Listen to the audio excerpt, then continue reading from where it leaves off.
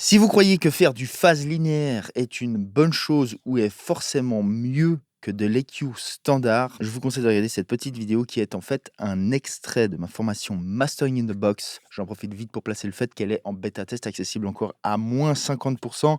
C'est une méga offre irrésistible les gars, je vous garantis que pour au final entre 15 et 20 heures de formation, je pense qu'elle fera le prix là auquel vous pouvez y accéder, c'est vraiment une blague. Donc si vous êtes un tant soit peu sérieux, que vous voulez vraiment apprendre le mastering, apprendre à faire des vrais masters professionnels, sautez sur l'occasion, je vous mets tous les liens dans la description. Alors peut-être certains d'entre vous vont se dire: «Oui, on peut faire du phase linéaire». Alors effectivement, on peut faire du phase linéaire. Ça a un gros autre défaut, l'avantage c'est qu'on pique moins, hein. Donc à la base, on rappelle, on était à 4,13 il me semble.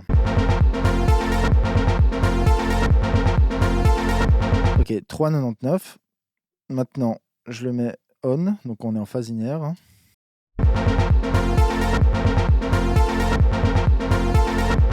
Donc dans ce cas-là, on n'a pas gagné, valeur pic ou très, très peu, mais le gros side effect, c'est que là, on a ce qu'on appelle du pré-ringing. Le pré-ringing, c'est une sorte de résonance. Il faut savoir que les EQ résonnent, quoi que vous fassiez. Quand vous faites un boost, par exemple, vous allez créer de la résonance, mais en phase non linéaire, donc en normal. Vous allez créer une résonance qui va être qui va être après l'événement. Donc ça va être la plupart du temps plutôt couvert, on va dire, par l'événement, musical en soi. Le phase linéaire, en fait, fait les 2. C'est-à-dire que ça ring, ça résonne avant et après l'événement. Donc je vous donne un exemple, vous balancez un transient, hein, dans un filtre linéaire, mais en réalité, il va résonner avant et après.